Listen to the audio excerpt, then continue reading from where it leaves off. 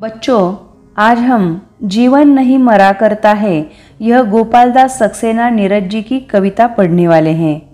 पहले हम कवि का परिचय देखते हैं। पद्मभूषण गोपालदास सक्सेना नीरज जी कवि सम्मेलनों के मंचों पर काव्यवाचक एवं विख्यात गीतकार है।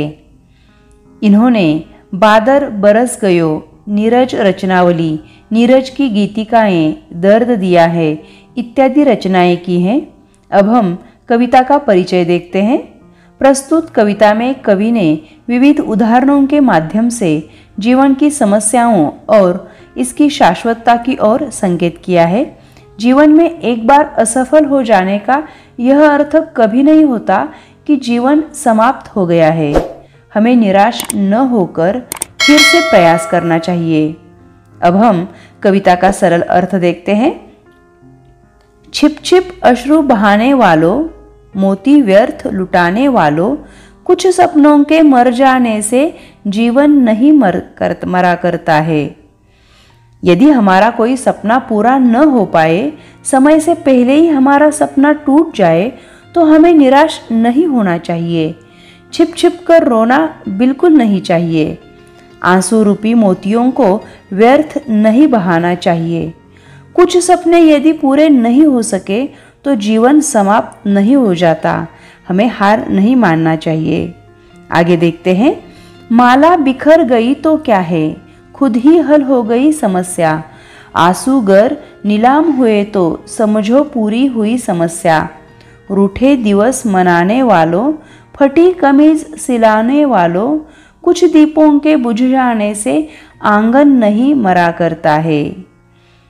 शब्दों के अर्थ देखो। नीलाम होना यानी बिक जाना। माला यदि टूटकर बिखर गई तो चिंता नहीं करनी चाहिए। यदि हमारे आंसुओं पर लोगों का ध्यान जाता है तो समझना चाहिए कि हमारी तपस्या पूरी हो गई। परिस्थितियों से हारकर रूठकर बैठ जाना समस्या का हल कभी भी नहीं होता। यदि कमीज फट जाए तो उसे सिला लेना पड़ता है, फेंक नहीं दिया जाता। हमें यह ध्यान रखना चाहिए कि आंगन में जलते दीपों में से कुछ यदि बुझ जाएं, तो भी बाकी दीप आंगन में अपना प्रकाश फैलाते रहते हैं। इनसे हमें कुछ सीखना चाहिए।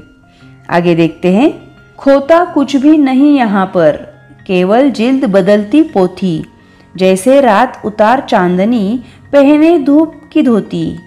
वस्त्र बदलकर आने वालों, चाल बदलकर जाने वालों, चंद खिलौनों के खोने से बचपन नहीं मरा करता है। जिल्द यानी पुस्तक का बाह्य आवरण। इसका अर्थ देखते हैं। इन पंक्तियों का अर्थ अब हम देखते हैं। इस दुनिया में कुछ भी समाप्त नहीं होता, केवल उसका रूप बदलता रहता है।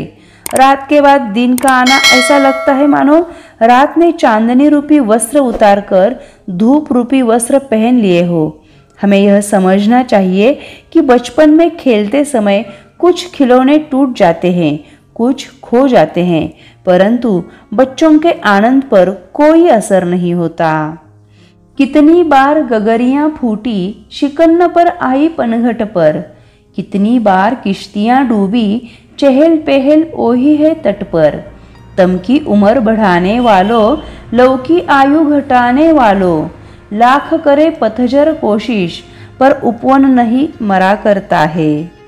हम कुछ शब्दों के अर्थ देखते हैं। गगरी यानी छोटा सा घड़ा। शिकन यानी सिलवट, चिंता। पनघट यानी वह स्थान जहाँ लोग पानी भरते हैं। किश्ती यानी नाव। चहल यानी पहल। तम यानी अंधकार। पतझर यानी पत्ते झड़ने की ऋतु। अब हम इन पंक्तियों का अर्थ देखते हैं।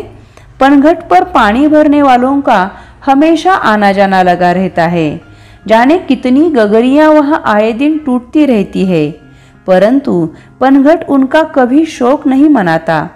वहां की चहल पहल पर कोई फर्क नहीं पड़ता। निराशावादी दृष्टिकोण रखने से मन मस्तिष्क में अंधेरा बढ़ता है और आशा रूपी प्रकाश की लौ की आयु कम हो जाती है। पतझड़ आता है, उपवन के पुष्प पत्ते सब झड़ जाते हैं, परंतु वसंत के आते ही सभी वृक्ष नए कोमल पत्तों से लद जाते हैं।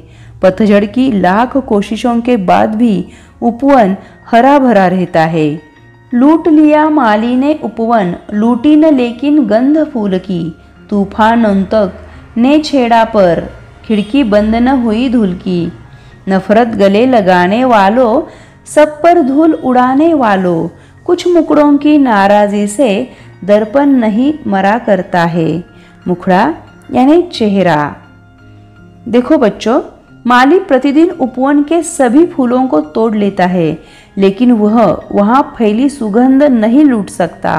तूफान आते रहते हैं, परंतु सुगंध के स्रोत का वे कुछ नहीं बिगाड़ सकते। कुछ लोग सदा नफरत का भाव मन में लिए रहते हैं। ऐसे लोगों का काम होता है हर समय दूसरों की निंदा करना, लेकिन ये लोग भूल जाते हैं कि दर्पण का काम होता है केवल सच्चाई दिखाना। बच्चों, आज हमने जो जीवन नहीं मरा करता है यह कविता देखी। उसमें हमें बताया गया है कि जीवन में एक बार असफल हो जाने का यह अर्थ कभी नहीं होता कि जीवन समाप्त हो गया है। हमें निराश न होकर फिर से प्रयास करना चाहिए। यही सीख हमें इस कविता से लेनी चाहिए।